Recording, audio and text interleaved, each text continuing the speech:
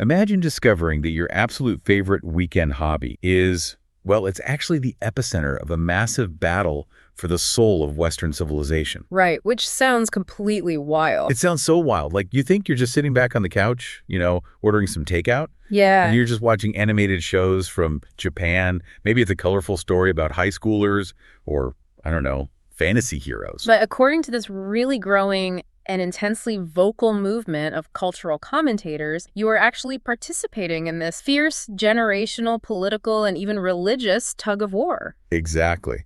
So today's deep dive is unpacking this cultural collision that is literally tearing political movements apart. Yeah, we are looking at a huge stack of sources today. We really are. We've got transcripts from a YouTube creator named Podcast San. You have extensive internet commentary and excerpts that basically drag conservative politics, Christian theology, and even global immigration into a debate about anime culture. It's just a staggering collision of worlds. I mean, we are taking a medium of entertainment that's usually associated with, like, comic conventions. Right. And we're analyzing how it has been loaded with this immense amount of ideological weight. It really has. But right off the bat, I think it is vital to be crystal clear about our approach because the terrain we are mapping today is intensely charged. Oh, absolutely. We are going to be dissecting arguments about immigration policy, gender identity, theology, and these really deep-seated cultural grievances from both the political right and the left. Yeah, and our job as your guides today, it isn't to plant a flag or endorse any viewpoint. Exactly. We are not here to debunk these creators either. We are here purely as analysts. Right. We are mapping the mechanics of these arguments so you, the listener, can understand exactly how and why this specific cultural debate is functioning. Yeah, we are looking under the hood of the arguments. We're examining the engine without necessarily buying the car. I love that analogy. So to figure out why Japanese animation has become this monumental flashpoint, we have to start with the hole it's supposedly filling. The cultural vacuum. Yes, the sources describe this massive cultural vacuum in the West. Yeah. And it all begins with a very specific, very pervasive stereotype that the creator Podcast San is trying to dismantle. Right. So the foundational grievance driving this whole argument is the stereotype that conservatives and Christians are, by their very nature, uncreative. Which is a huge claim. It is. And the creator notes that this has become this ubiquitous critique from the political left. Like this idea that traditionalists just lack the empathy or the imagination or, the sheer intellectual brightness to make good art. Yeah, to write compelling books or direct good movies, they're basically told they can't do it. And the creator doesn't just get defensive about this. I mean, they launch a massive historical counteroffensive. Oh, they totally do. They basically argue that the people lobbing this insult have historical amnesia. Right. So they look backward to prove the point. They point directly at the Renaissance. Yeah, they invoke Johann Sebastian Bach. Wait, Bach, like the classical composer. Exact. They note that Bach famously dedicated all of his music to the glory of God. Wow. So the creator is establishing that the bedrock of Western artistic achievement was actually laid by people operating from a religious, traditional framework. And it's not just classical music or Renaissance paintings, right? Yeah. I mean, the source pulls modern literature into the crosshairs, too. Oh, yeah. They start listing off the heavyweights. J.R.R., Tolkien, C.S. Lewis. Ernest Hemingway. Right. Which, if you think about it, those are the foundational architects of modern fantasy and West-telling. They really are. So the mechanism of the argument here is that if you look at the actual bone of the established literary canon, they are entirely what the creator terms conservative coded. Conservative coded, right. Meaning they are built on absolute moral, the battle between good and evil, and the intrinsic value of tradition. Exactly. So the creator is arguing that the foundation of Western storytelling was built by the exact demographic that is now being sidelined and labeled as fundamentally uncreative. But that raises a huge question. Right, because if they built the foundation, how do they end up sidelined? Yeah, if we follow the logic of the source, how did this massive institutional power just vanish? And the creator explicitly addresses them. They argue that while Christians built these historic institutions, the halls of academia, the entertainment industry, the mainline churches, they were terrible at preserving institutional power. Yeah, they failed to gatekeep. Exactly. Because they failed to gatekeep those institutions, the source claims the political left was able to systematically infiltrate them. And completely capture cultural soft power. Right. And that sets up the creator's central critique of modern Western media. And they use some incredibly sharp terminology to describe what happened next. Yeah, they do. The argument is that once left-wing ideology took the wheel of these institutions, the actual quality of the storytelling just fell off a cliff. And they blame this directly on a push for deconstructionist views of gender. They call out what they term toxic feminism. Which they claim actively denigrates masculinity. Right, while simultaneously elevating what the creator describes as a gruff, boyish, girl-bossing femininity. Okay, so let's unpack the mechanics of that deconstructionism, because it's really the core of their frustration. Yeah, the source is arguing that modern Western media is no longer interested in telling a good story. No, it's interested in dismantling archetypes. Exact. They claim postmodernists in Hollywood want to deconstruct the hero, deconstruct the concept of fatherhood, and just deconstruct traditional gender norms entirely. You know, I was reading through this section of the transcript, and an analogy immediately popped into my head. It's like a restaurant experience. Oh, the deconstructed sandwich? I love this. Yeah. The source is basically arguing that Western media is tearing down old blueprints without building anything solid in their plate. Imagine you go to a really nice restaurant. You order a classic sandwich, and the waiter brings out a plate with a pile of raw flour, a packet of, and a whole uncut tomato. Just sitting there on the plate. Exactly. It's a deconstructed sandwich. And the chef is standing there saying, oh, look how brilliant and subversive I am for taking the concept of a sandwich apart. But you, the patron, are just sitting there starving. Right. You're saying, I can't eat this. This isn't food. That is exactly the dynamic the source is describing. The audience is starving for a cohesive narrative, and they feel Hollywood is just serving them ideological exercise. And so, if Western media is the inedible deconstructed sandwich, well, anime is positioned as the hearty, home-cooked meal. Because it provides structure. Yes, the creator explicitly states that anime is a medium still producing traditional stories. And interestingly, they point straight to romantic comedies to prove this. Which is so fascinating. The romantic comedy genre in anime is massively popular, right? Season after season. Oh, huge. And the source argues this is because these shows unapologetically celebrate a specific meta-narrative. Right, and the meta-narrative is simple but profound. You are in high school, you hope to find a partner, you eventually get married, and you have a family. And what's fascinating is that the creator acknowledges that anime often portrays this process as incredibly painful. Yeah, embarrassing, fraught with hardship. But the key difference, the reason it acts as a home-cooked meal, is that the end goal of family and marriage is always portrayed as inherently good. It's worth the struggle. Exactly. It's a celebration of the journey, not a deconstruction. And the contrast drawn in the sources is so stark. The creator argues that modern Western sitcoms constantly diminish the role of fatherhood. Right, often reducing fathers to punchlines. Yeah, and denigrating masculinity is inherently flawed. But when you look at anime, specifically the shonen genre, which is targeted primarily at young men. Exactly. You see the exact opposite mechanism at play. Shonen shows are your massive action hits. And according to the source, the core DNA of every single shonen anime is a male main character who is given strength and power. But not so he can oppress people. No. So he can be a hero. He goes out into a world filled with genuine evil and uses every ounce of his willpower to fight against it. And that heroic elevation extends to the visual language of the shows, too, specifically regarding physical ideals. Right. Now, the creator does note that they themselves are anti-fan service. Which is the term for gratuitous, highly sexualized content. Yeah. And they acknowledge the negative aspects of that within the medium.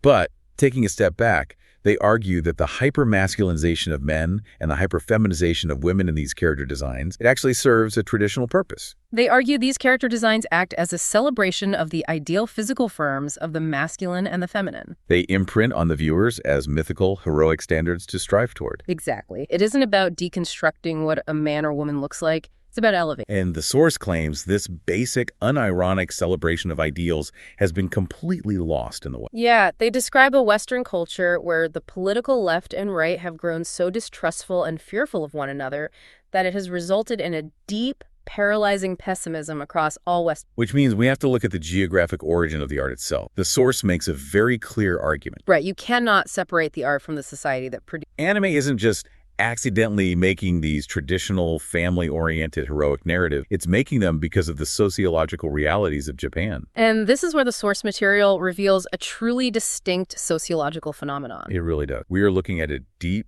profound admiration for Japanese society, coming specifically from the Gen Z right-wing demographic in the West. They look at Japan not just as a place that makes cool cartoons, but as a highly functional, traditional societal model. Right, one that stands in stark, victorious contrast to the modern West. They literally refer to Japan as a bastion of civilization. And the creator lists off a very specific set of political facts to justify why this demographic... Yeah, first, they point out that Japan is the only country in the G7 that has not legalized same-sex marriage. Right. And they follow that by describing Japanese culture as one that still actively affirms traditional gender roles and traditional views of marriage. The source also highlights the statistical reality that the vast majority of leadership positions in Japan in government and corporate sectors are still held by men. Yeah, and the creator also brings up a very recent, highly specific political event to underscore this conservative identity. Oh, the election. Right. They cite the Japanese public fully endorsing the conservative Prime Minister, Sanae Takei. They granted her a supermajority in the lower house. And the creator notes this mandate was given to remilitarize Japan for the first time at the end of the Second World War. Which is massive. The source interprets this as proof that Japan possesses a fierce national pride and a deep-seated desire to defend and protect its home. Now, to be thorough, the source does concede that Japan has a highly sexualized culture.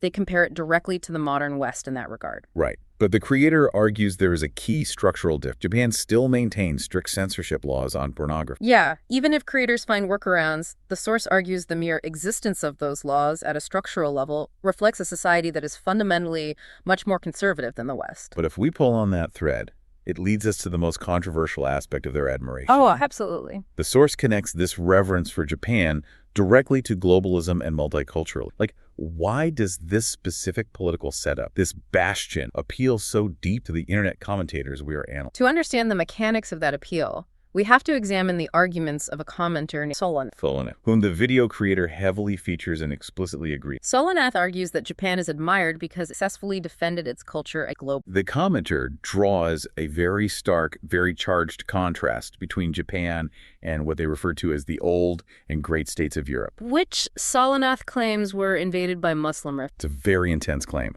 Solanath also claims that in places like America and Australia, conservatives essentially surrendered their culture to leftists, who then proceeded to deconstruct civilization. So Japan is held up on a pedestal as the ultimate model of resistance. Right. And Podcast Sam, the video creator, takes this a step further. They detail their own explicit stance on immigration to explain why Japan's model is superior. Yeah, the creator notes the irony that they are an immigrant to Australia, yet they hold incredibly strict views on demographic makeup. They argue from a mathematical standpoint, stating that a country should never have a foreign-born population hovering around 30%. 30%. Right. They argue that even if you break that 30% down, say 10% from Europe and 20% non-white, that high of a foreign-born percentage is fundamentally unhealthy for any society. Wait, they use the word unhealthy. Yes, unhealthy. The creator's reasoning is based on a similar... Right. They argue that having massive influxes of people with vastly different cultural norms and religious beliefs, especially if segments of that population don't speak English or make a concerted effort to assimilate, causes deep structural fracture. Ideally, the source argues, a society should cap its foreign-born population at around 5 to 10% at the absolute max. 5–10%. Wow. And they attempt to validate this with historical model. The creator argues that when you try to engineer a supposedly multicultural society, the inevitable result is the loss of the original culture and deep societal. Yeah, they point to the historical fracturing of Austria-Hungary. And they cite the violent cultural, ethnic, and religious conflicts in Yugoslavia as proof, claiming that this kind of division isn't an anomaly, but simply part of human nature. This is where we really have to step back and look analytically at the sheer scale. Absolutely.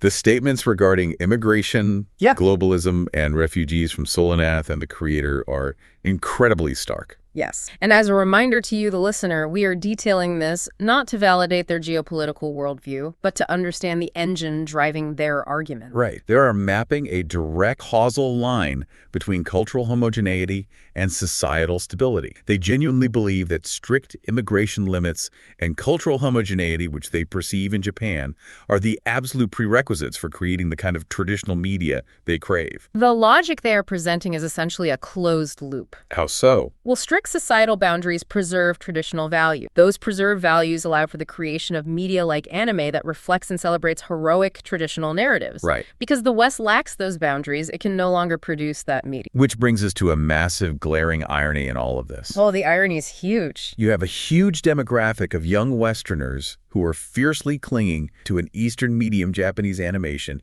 in order to preserve what they view as traditional Western values. But as we dig deeper into the sources, we see that this strategy has not been embraced by the older guard of the political right. No, not at all. In fact, it has sparked an absolute war. It raises a fascinating sociological question. What happens when the older generation of a political movement looks at the cultural life raft its younger members are clinging to and just completely rejects it? The sources describe a deep, profound generational fracture. It is essentially the boomers and the millennials versus Gen Z. Yeah. Podcast Ann, speaking from the Gen Z perspective, paints the older generation, basically anyone over the age of 30, as hopelessly out of touch. The creator has some specific critiques for the millennial right, actually. They commend millennial conservatives for standing their ground during the 2010s when progressive ideas and what the source terms cultural Marxism. Right. However, the praise stops there. Yeah, it stops abruptly. The creator describes older conservatives as having an out-of-touch obsession for Zionism, and accuses them of making baffling statements regarding culture. Most damningly, they accuse older conservatives of treating all modern pop culture like crap. Crap, that's the word they use. Yes. To really map out this divide, let's look at the quotes from the internet users that the source highlights. There's a user named Keisha who perfectly encapsulates the Gen Z grievance. Keisha explains that millions of young Americans grew up watching anime, whether it was catching it on early morning TV or digging through forums for fan translations. It fundamentally shaped their aesthetic and narrative interest. But then, Keisha argued, leftist political preaching began infecting every single aspect of American-made entertainment. Hollywood, Netflix, Hulu. Even children's TV. And here's the critical accusation Keisha levels at the older generation. They claim the political right completely ceded all arts to the left. Right. But instead of taking responsibility for losing the culture war, these older conservatives turn around and chastise young people, telling them that engaging in these hobbies was childish, lazy, and a massive waste of time. Let's expand on that treehouse analogy we touched on earlier, because I think it perfectly captures the anger here.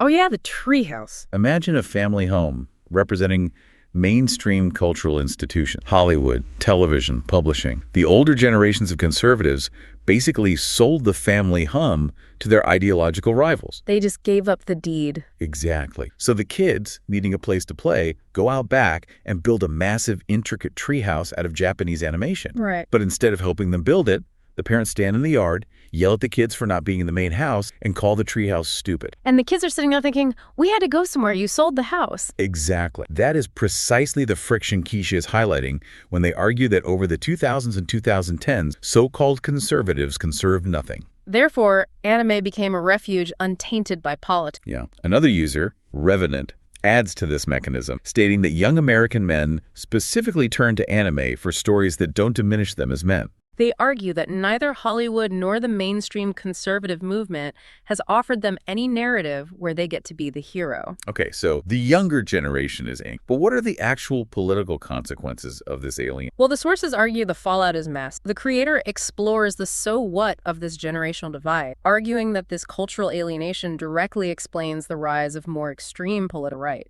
Yes, the source explicitly names Nick Fuentes as an example of this phenomenon. Right. The creator argues that a figure like Fuentes doesn't gain popularity solely because of extreme political. He gains a massive following because he actually has a pulse on the culture of Gen Z. He speaks the language of the treehouse. Exactly. The sources claim that boomers and millennials don't even bother trying to understand the cultural lexicon of. By alienating them culturally, the mainstream right pushes young men directly toward figures who actually validate their interest. And the youth feel entirely justified in their cultural preference because they view anime's competence as objectively superior to Western attempts. The source cites a user named Mentee's Wave, who asks a really brilliant, pointed question. Why has anime done a better job at creating Western high fantasy than the West itself? It's fascinating. The creator uses the anime Susu no Frere prime example. Have you seen that one? I know of it. They praise this Japanese show for having a deep, genuine respect for Western culture, capturing a pristine European vibe, and even weaving in resonance. Then the source directly contrasts this Japanese masterpiece with a flagship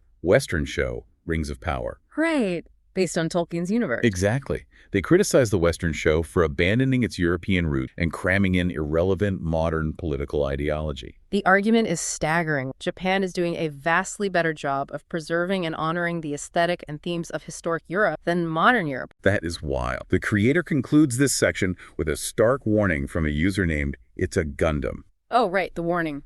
The warning is that kids in the West care infinitely more about anime than anything Western culture currently has to offer. And the ultimate message to the older generation is a matter of future instant power. The Gen Z is growing up. They are ascending the ranks of corporations and political organizations. And the mainstream conservative movement cannot afford to alienate its own future base by continually insulting their primary form of it. But if the younger generation is begging the older generation to stop insulting their refuge, what exactly are these older commentators saying that is causing such a fundamental rift? Well, what are the actual allegations? Right. This brings us to the most volatile part of the source material. We are looking at massive, explosive claims that anime is either a direct pipeline to transgenderism or that it is literally spiritually satanic. Let's start with the pipeline claim. The YouTube creator plays a clip of prominent conservative commentator Allie Beth Stuckey. And Stuckey makes a direct causal link between anime, internet culture, and gender transition. According to the transcript provided, Stuckey claims that this pipeline is visible on her own couch. On her couch? Yeah. She states that almost every single detransitioner, an individual who transitioned their gender and later reversed that process who shares their testimony with her, says they were originally pulled into the dark corners of the internet via anime and Reddit. Wow. So she doesn't just blame the platform, she blames the content itself. Exact. Stuckey argues that there are pervasive themes in anime involving gender. The feminization of men. And the masculinization of women. She posits that, for some reason, this specific animated content is highly enticing to individuals who have a propensity toward transgenderism. She issues a strong warning to parents to tightly control the content their children consume because of this perceived danger. Wait, let's break that down for a second. We were talking about an entire global medium. Millions of hours. Thousands of different genres spanning decades. And she's blaming the medium itself for contributing to a specific psychological or medical transition in the West. It is a massive claim. How does Podcast.An even begin to respond to a claim of that scale? The creator's response is fierce. They call Stuckey's claims completely out of touch.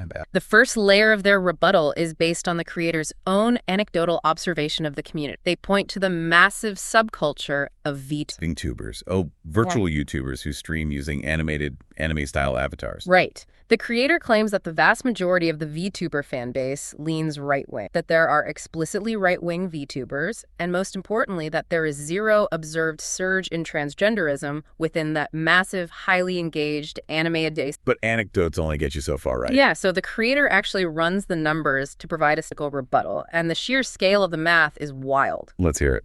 They pull data to illustrate the footprint of anime consumption in the United States. They start with Crunchyroll, noting there are roughly 17 million subscribed users. 17 million. Okay. Then they extrapolate using Netflix. Citing a Screen Rant article, the source notes that 63% of Netflix users use the service specifically to watch anime. 63%. Yeah. Based on subscriber counts, the creator calculates a conservative estimate of 40 million people watching anime just on Netflix. But you combine that with Crunchyroll. And factor in the massive audience that pirates or streams illegally. And the source establishes a baseline of around 57 million anime fans in the United States alone. 57 million. That's huge. The creator then places that number next to the estimated number of transgender people in the United States, which they state is roughly 3 million. Right. The source's conclusion is entirely mathematical. If anime were a pipeline and 57 million people were actively in that pipeline, the demographic numbers for transgender individuals would be astronomically higher. They argue there is absolutely no statistical correlation between watching anime and identifying as transgender.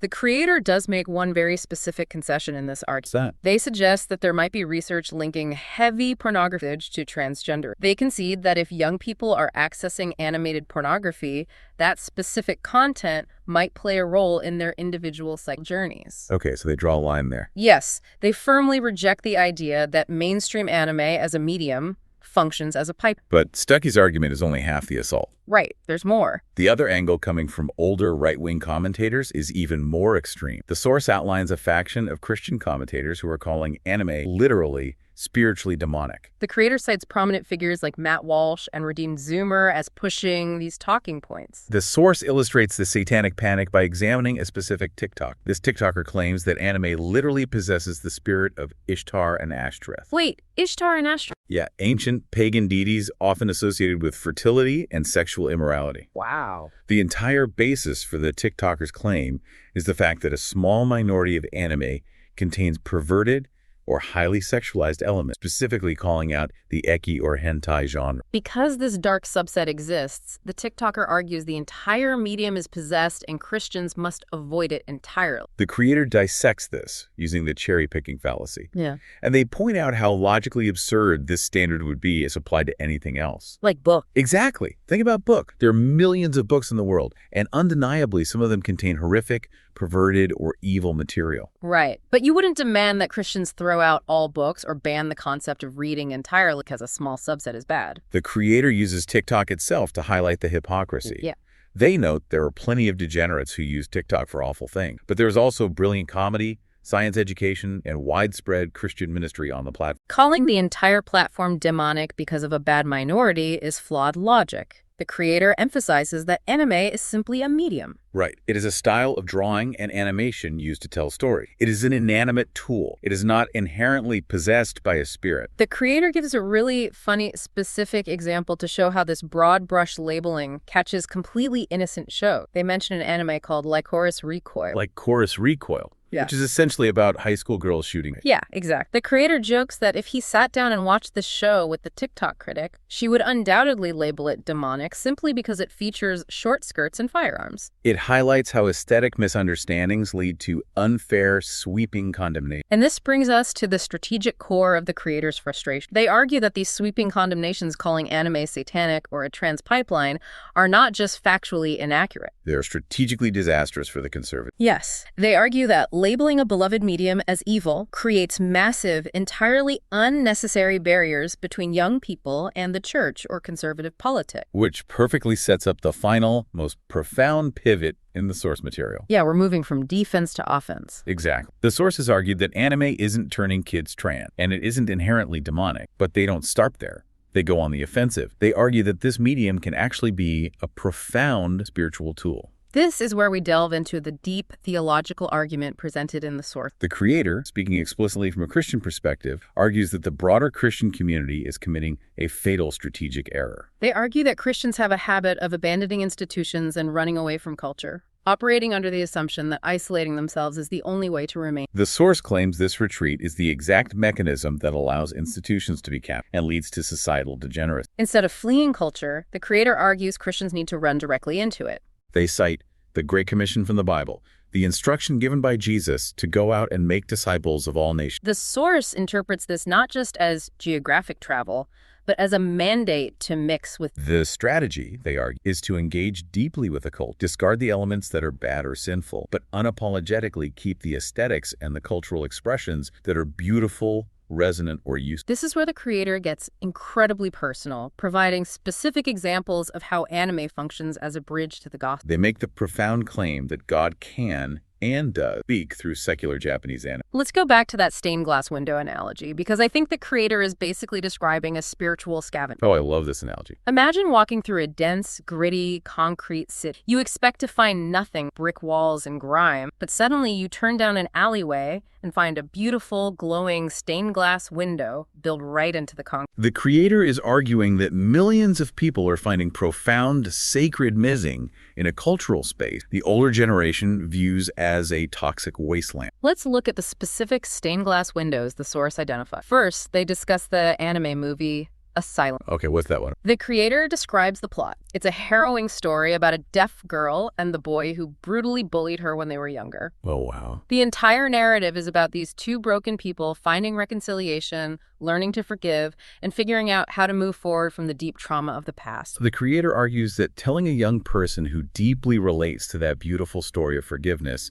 that their favorite movie is satanic is an absolute tragedy. It takes a narrative that perfectly reflects core Christian values, repentance, and reconciliation, and artificially turns it into a barrier. The source also points to the epic historical anime Vinland Saga. Yeah. They describe the core struggle of the main character, a young man consumed by the desire to avenge his father's murder. But the true journey of the show is him struggling to learn how to let go of that deep anger and wrath, and ultimately learning to forgive his father's killer. The creator explicitly uses these exact themes to point people to the truth of the gospel, arguing that the anime powerfully illustrates why Jesus offers love instead of hate. They use the anime as a literal teaching tool. And perhaps the most surprising claim in the entire transcript is when the creator states that God literally spoke to them through shows you wouldn't expect. Like which ones? They mention Baki the Rock, which is a comedy about a highly socially anxious girl trying to start a rock band, and Madoka Magica. Wait, really? God spoke to them through a comedy about a rock band? Yeah.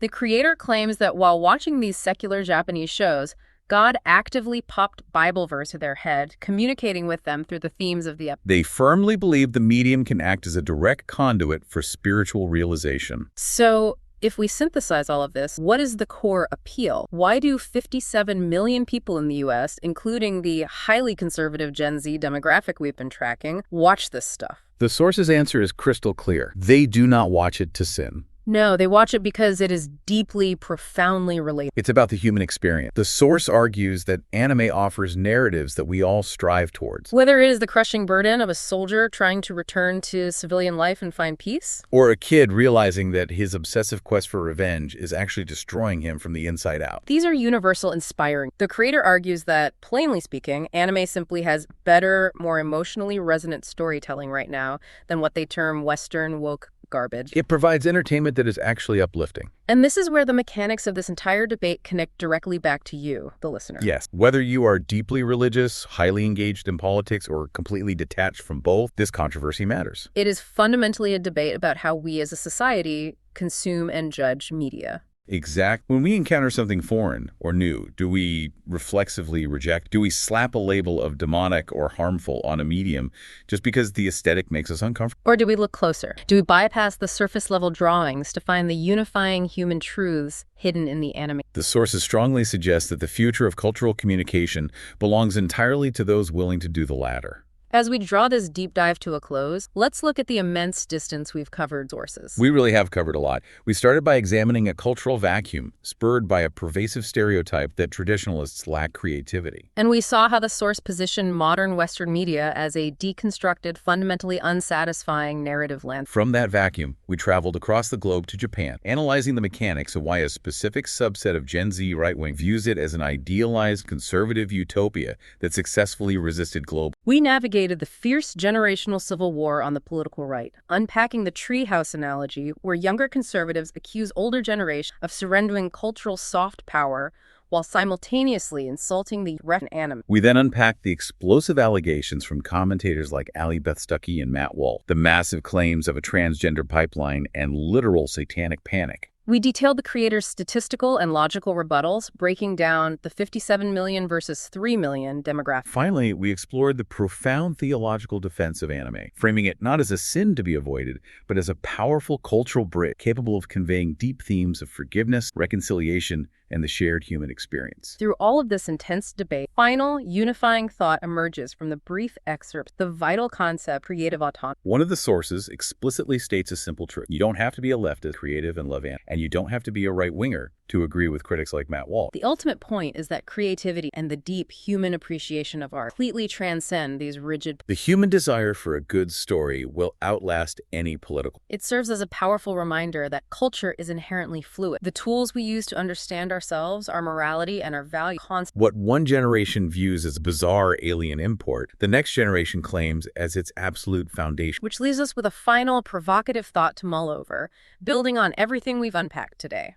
If the commentators and our sources are right, if this Gen Z demographic eventually ascends the ranks of corporate and institutional power, all while holding tightly to anime as their foundational cultural bedrock, what happens when the anime aesthetic becomes the dominant mode of Western community? Imagine the next great awakening or a massive political revolution, utilizing the emotional, high-stakes visual language of a climax. Will the very definition of a traditional Western value eventually look exactly like a Japanese animation? If that weekend hobby isn't just a battleground, but the actual blueprint for the future, what does our culture look like in 20 years? It's to think about. Thank you so much for joining us on this journey. We hope it gave you plenty to think about. Until next time, keep looking deeper.